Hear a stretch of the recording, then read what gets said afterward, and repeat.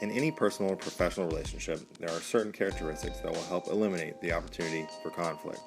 According to Kowalski, there are 4 factors that frame the answer of how to build and maintain positive relationships with the school board: thoughtful planning, effective human relation skills, communication competence, and philosophical compatibility.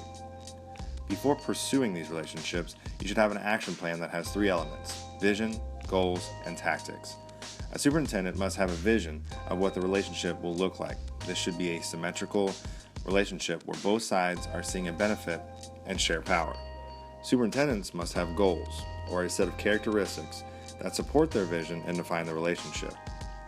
Finally, to complete the thoughtful planning portion, tactics or procedural behaviors on how to pursue these goals must be established in order for both sides to know what is expected of them. Once this action plan is developed, it must be communicated to all parties. The second phase to building positive relationships is having effective human resource skills. A superintendent, in dealing with the school board, needs to be cognizant of the interpersonal skills, or how you treat other people. There are 2 ways to look at this: a complementary communication model or a relational communication model. In the complementary approach is more of a traditional model where the administrators take a top-down approach and the information is delivered to those who need to know, while the others in the organization are left out. This has been deemed as ineffective because it reduces the opportunities for mutual influence. Whereas in the relational model, there is a 2-way process where all parties are involved and have an influence in how the organization works. This allows for the mutual influence in making decisions, and everyone involved feels like they belong in the decision-making process. The next phase is communication competence.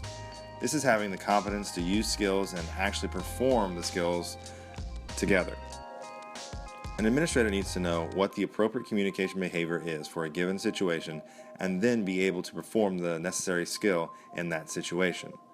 According to a study in 1984, there are 3 elements to help communication: recognizing the appropriate practice to use in any given situation, having the ability to perform the necessary practice, and the desire to communicate.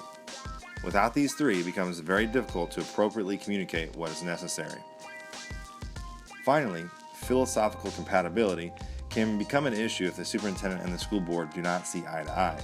Kowalski explains this relationship to a marriage where, in order to be able to function, that both sides need to respect each other's views. This is true in the relation between a superintendent and school board as well. Even if either side does not make these philosophies known, they will eventually come to light, and this is where both sides need to respect either side and work through those issues.